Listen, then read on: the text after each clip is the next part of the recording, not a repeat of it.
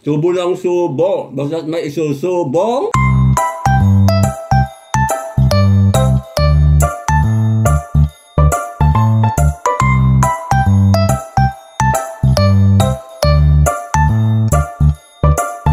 Good morning mga friendship! Ito, magluluto na naman ako ng tanghalian ko hanggang hapunan. Ito, yung natitirang repolyo, yung kalahati na mas konti. Diba mga friendship? Ito, lulutuin ko ngayon. Ihiwain ko siya ngayon. Ayan, ganyan. Tatanggalin yung nasa gitna. At ihiwain na siya ngayon ng medyo malilit na. Hindi na siya tipak-tipak mga friendship. Dahil ibang luto naman ang gagawin ko dito mga friendship. Kailangan medyo pino. Ayan, ganyan mga friendship. Para yung pang pansit. Ayan. Ganyan lang mga friendship. Lagay natin dito sa lalagyan. Dito sa mangkok. Ayan yung mangkok ko. Ayan. Ayan. Diyan ilagay muna. Bangan nyo na lang kung ano yung lulutuin ko mga friendship. Pero madali lang lutuin to. Tanghali na, mag-alas 12 na. Kasi may ginawa pa ako, kaya hindi ko naasikaso agad to. Ayan, eto na mga friendship. Okay na siya. Ayan, nahiwa na siya ng maliliit. At, lalagyan ko ng kulukulubot na, tawag dito, yun na, celery, yung binili ko pa nung nakaralinggo. Sayang, itinira ko mga friendship. Kaya lang, eto na itsura. Nanguluntoy, o diba?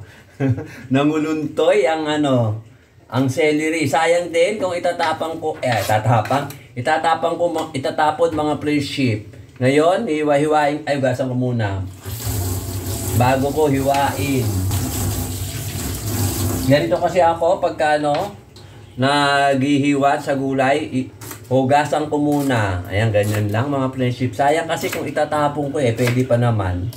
Ihalo ko dyan sa repolyo.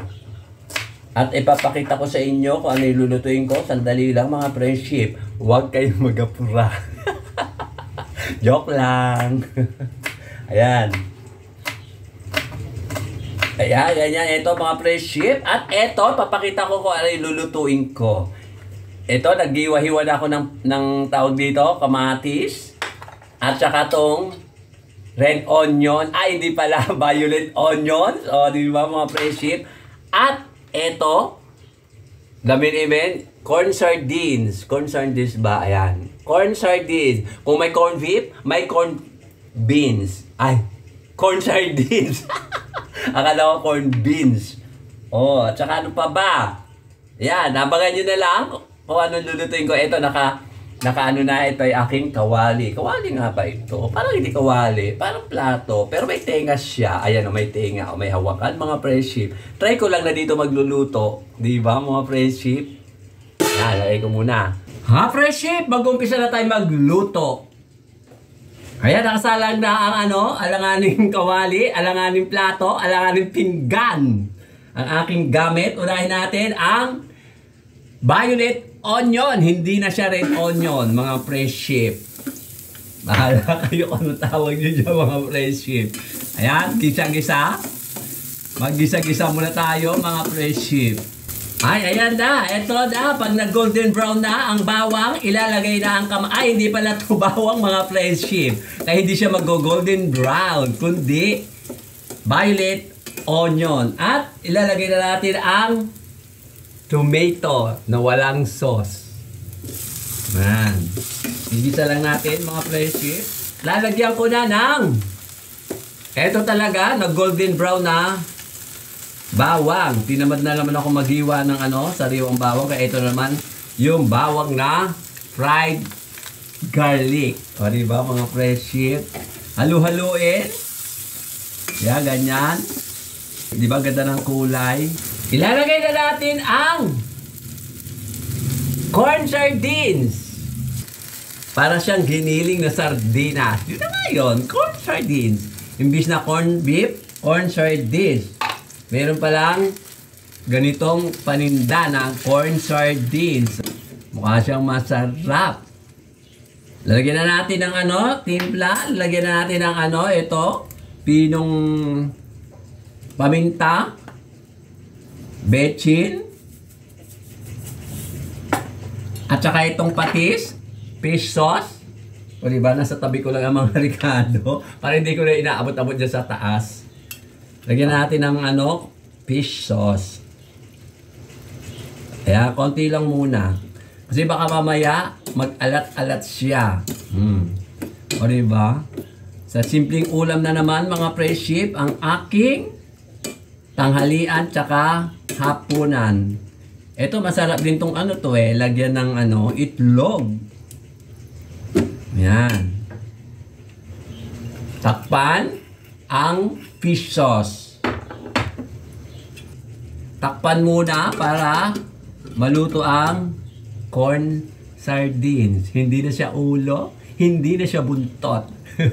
Kung may buntot man, kung may ulo man yung corn sardines na yan, durog-durog naman siya ngayon. Di ba mga friendship? Hintay natin kumulo mga friendship. Nalagay na natin ang repolyo, mga friendship. Lagay na natin. Madali lang naman siyang maluto, mga friendship. Di ba? Dami repolyo. Ayan. Dami. Hindi na natin lalagyan siguro ng sabaw to dahil magkakasabaw din yan mamaya-maya. Kahit konti lang na katas-katas niya. At saka itong celery. Ito yung celery. Ayan, yan. Ang dami, oh. Sayang. Lagay na natin. Takpan! Tingnan natin. Mga friendship, kung okay na siya. Ayan, medyo kumukulo-kulo na siya. Mahina lang yung apoy na inano ko mga friendship. At kasi manipis tong ginagamit kong lutuan. Baka masunog. Ayan na, nagkadikit-dikit na nga mga friendship. Masarap kasi yung walang sabaw. Okay na tong ganito. Kulang na lang ang pansit para maging pansit na may sardinas. Half cook lang ang gagawin natin dito sa sa sardinas na may repolyo. Umaamoy-amoy ang amoy tawag dito? Yung celery, ang bango. Para mas magbango pa sa akin, mga friendship.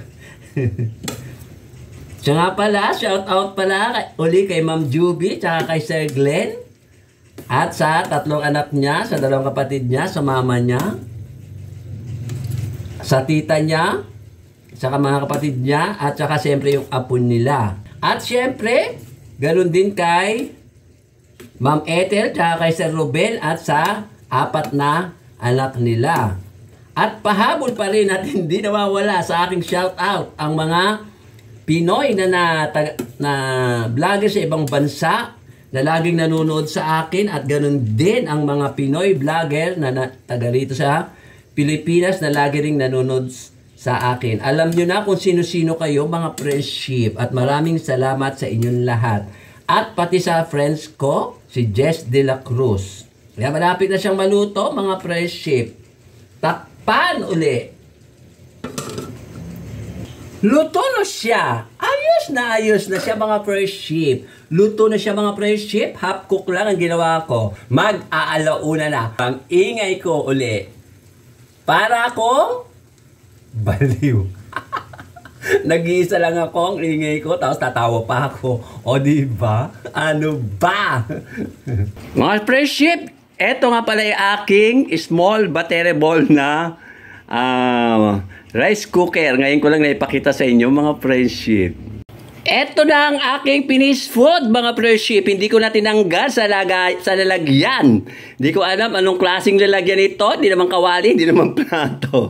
Mukha tang yan, pinagbibakan yata ng pizza pie. Ayan o, diba? Ang sarap mga friendship. Di ko pa natitikman, masarap na. Siyempre, luto ko. At ito, isa pang pagkain, omelette daw, sabi ng aking friend, yung itlog na may sibuyas na kung ano-ano pa, makapal na omelette. Binigay sa akin yung kagabi ng aking friendship. Kung sino yung nagbigay ng repolyo, siya din na nagbigay. O, pagdikitin natin mga friendship, ang aking finished food. Kain na tayo mga friendship. Alauna na, tanghali na, ay hapon na, may lakad pa ako mamaya. Tika. Ito na yung aking finished food, diba? Para siyang pizza pie. Ayan. Mukha siyang half cook. Titikman ko mamaya kung half cook yan, mga fresh sheep. At saka ito, para din hiniwang pizza pie. Pero omelette to, mga fresh sheep. Tikman natin muna ito. Unahin natin to. Ano lasa? Yan, lagay natin dito sa ibabaw. Natin kung pasado.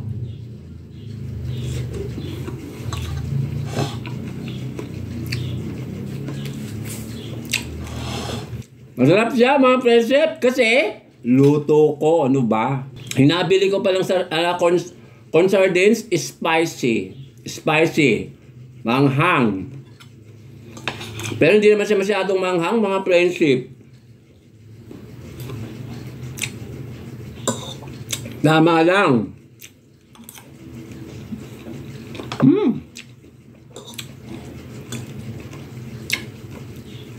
Half cook yung repolyo. Tumutulog-tulog pa nga eh. Pagkaya agad ka. Oh. Lulutuin ko sana mabuti. Kaya lang, mas masarap ang half cook.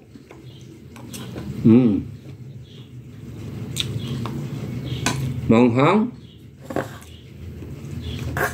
Ito, tikman naman natin to. So, omelette.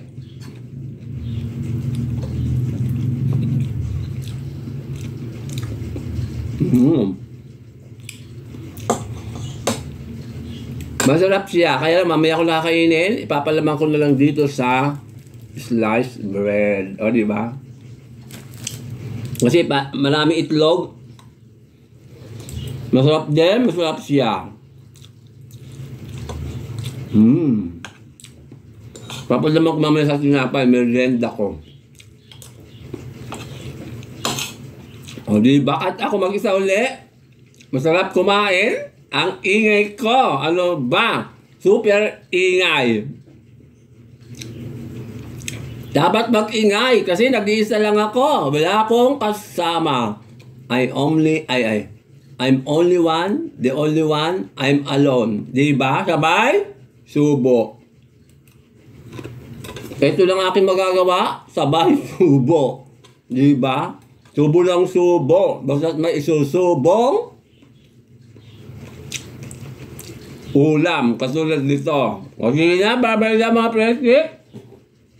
Pinakita ko lang sa inyo kung paano ulamin ito.